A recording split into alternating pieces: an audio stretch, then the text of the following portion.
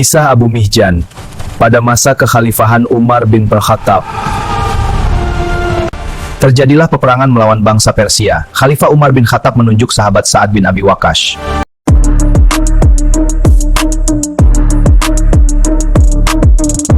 sebagai komandan utama dengan didukung 4.000 pasukan. Berita tentang panggilan jihad itu pun terdengar oleh Abu Mihjan. Namun karena dia seorang pemabuk, Khalifah Umar bin Khattab menyuruh agar Abu Mihjan diasingkan ke suatu tempat sebagai hukuman tambahan baginya.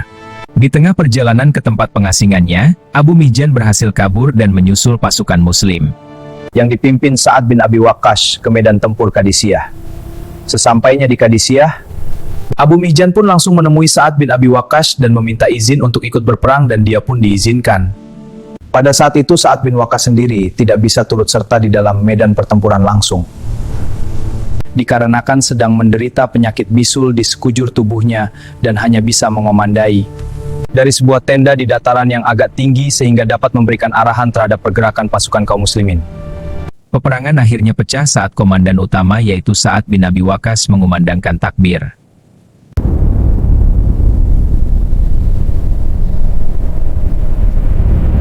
Pertempuran sengit berlangsung. 4.000 pasukan muslim melawan 130.000 pasukan Persia tentu bukan hal yang mudah. Terbukti kaum muslimin sangat kewalahan. Ditambah lagi pasukan Persia memakai strategi menggunakan gajah untuk menakut-nakuti kuda perang yang ditunggangi kaum muslimin, sehingga tidak berani untuk maju setelah berlarut dalam pertempuran yang sangat sengit.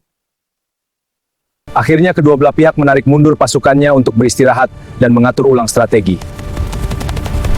Di saat inilah godaan khamr menghampiri diri Abu Mihjan.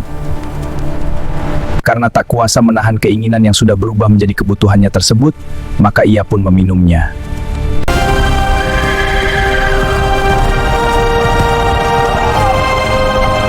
Mengetahui hal itu, Sa'ad bin Abi Waqqas menyuruh agar Abu Mihjan dikurung dan tidak diperkenankan ikut berperang. Di dalam kurungannya itu pun ia menyesali perbuatannya, sehingga ia pun bersyair untuk menutupi kesedihannya itu. Dalam syairnya itu ia berkata, "Sedih menyelimuti hatiku, karena aku terbelenggu di balang jeruji besi. Bila engkau melepaskan besi yang membelenggu diriku ini, niscaya akan aku raih syahid dalam perang, diriku kaya akan harta dan kawan. Namun kini mereka meninggalkanku sebatang kara, tubuh perbaiki timbangan yang rusak, hanya ampunan Allah yang kuharapkan." Syairnya itu pun didengar oleh istri Sa'ad bin Waqqas. Abu Mihjan pun merayu dan memohon agar istri Sa'ad bin Waqqas itu mau melepaskan dirinya agar bisa ikut berperang bersama pasukan muslim, dan dia berjanji jika tidak mendapatkan mati syahid di medan perang, maka ia akan kembali lagi ke dalam kurungannya tersebut. Mendengar perkataan Abu Mihjan yang dipenuhi kesedihannya itu pun, akhirnya istri Sa'ad bin Abi Waqqas melepaskannya dan memberikan kuda perang berwarna hitam milik suaminya yang bernama Balqah. Sementara itu di medan pertempuran, kaum muslimin tetap kesulitan menembus baris pertahanan musuh yang begitu rapat dan kokoh. Meskipun bala bantuan telah berdatangan, di antaranya pasukan dari Irak yang dipimpin oleh Al-Mutsana dan pasukan dari Yarmouk yang dipimpin oleh Khalid bin Walid telah datang membantu, namun tetap saja formasi barisan musuh tidak bisa dipecah.